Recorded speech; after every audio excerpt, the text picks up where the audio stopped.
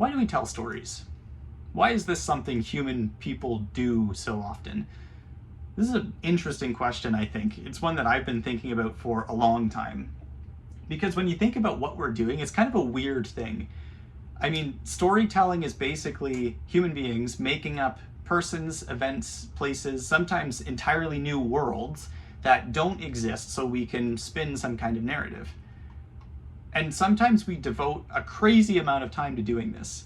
I mean, there's people who pour their entire lives into making up things that don't actually exist. It seems like a weird thing that we're doing here, and it's a weird thing that we really care about and is really fundamental to humanity itself. I mean, on the one hand, we've been telling stories pretty much as long as we have recorded history in one form or another.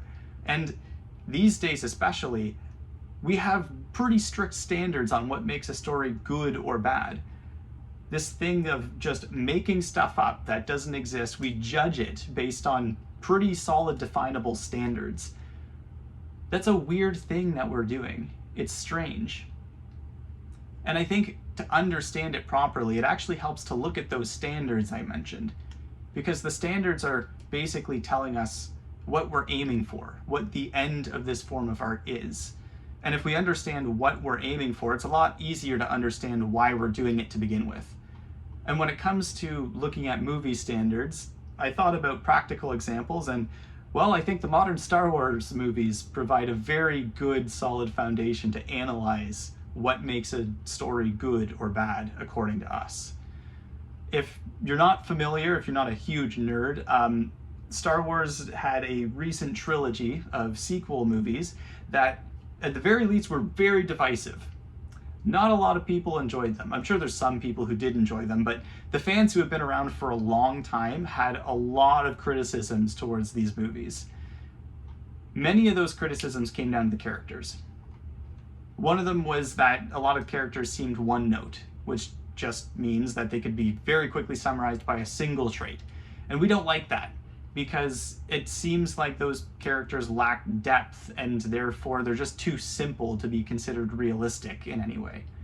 Another common criticism was saying these characters are Mary Sue's, which, if you haven't heard that term, just means that it's somebody who doesn't have any notable flaws, and they seem to just be good at everything that comes their way without any training or experience needed. And once again, these characters are just seen as unrealistic fundamentally and entirely unrelatable. Because, I mean, you look at ourselves, none of us are perfect. And so when we see a character who seems perfect, it just alienates us. It feels like a standard no person could possibly reach, and we don't tend to like that very much. Another criticism was that a lot of the legacy characters were just written inconsistently. So in past movies, they'd act one way, they'd have a certain personality and certain temperament and motivations, and now all of a sudden, all of that was thrown out the window. Best example of that was Mark Hamill's Luke Skywalker, which he himself criticized quite viciously at times.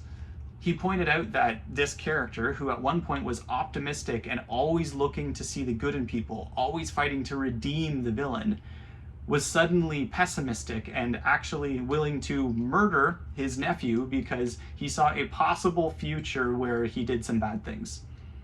Again, it just doesn't seem real.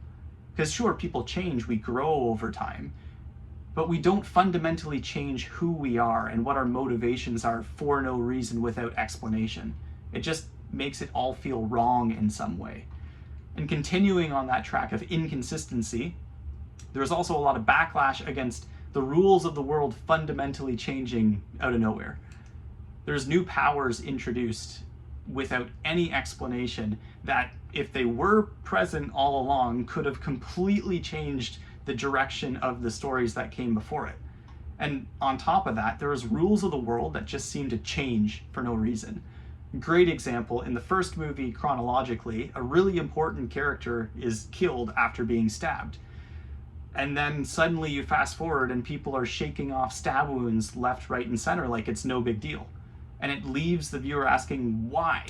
Why did it matter then, but now it doesn't matter? It doesn't make sense, and it leaves us feeling frustrated and uneasy about the whole thing. If you look at all these criticisms, I think it's easy to notice a through line between all of them, and that's realism. But realism in a strange way, because I don't mean realism as in what could realistically happen in our world.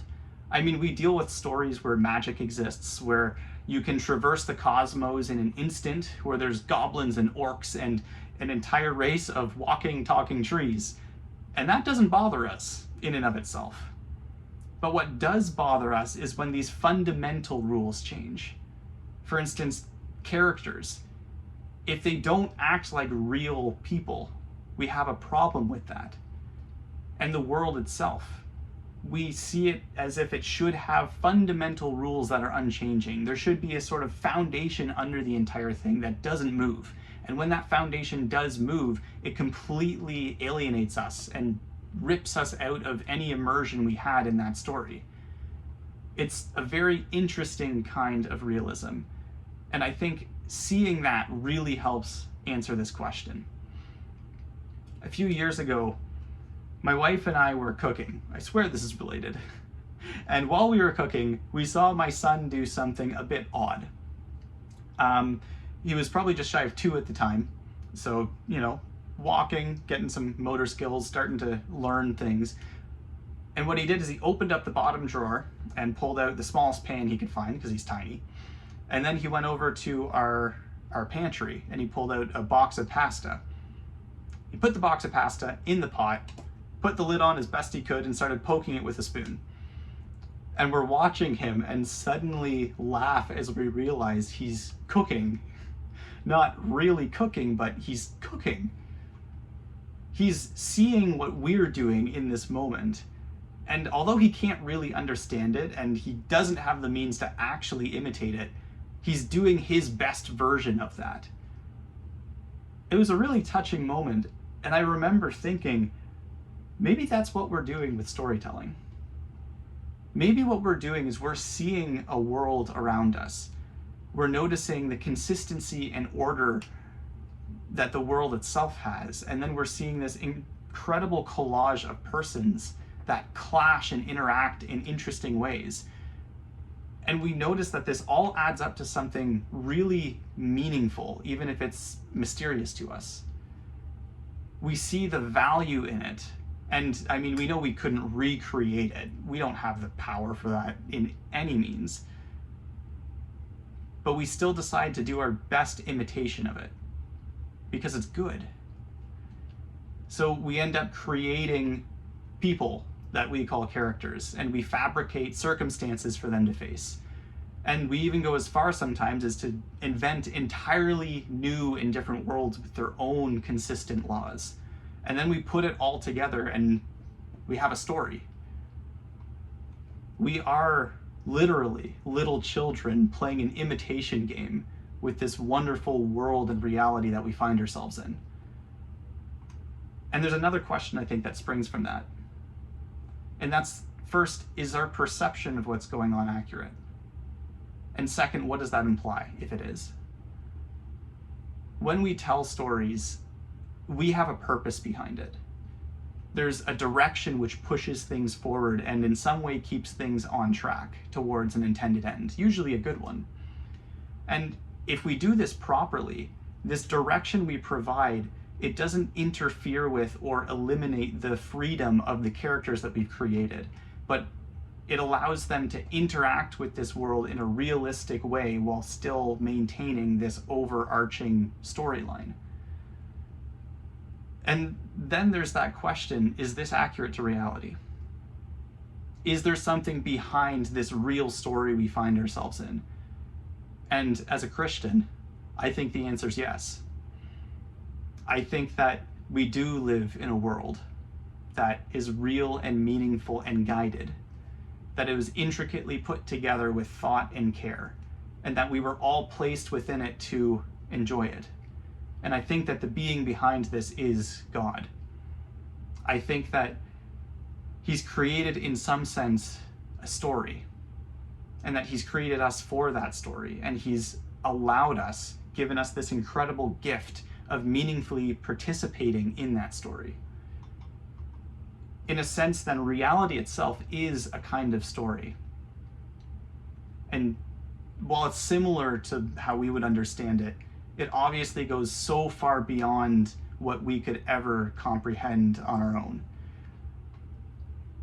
That's my hypothesis, at least, on what we're doing with this storytelling.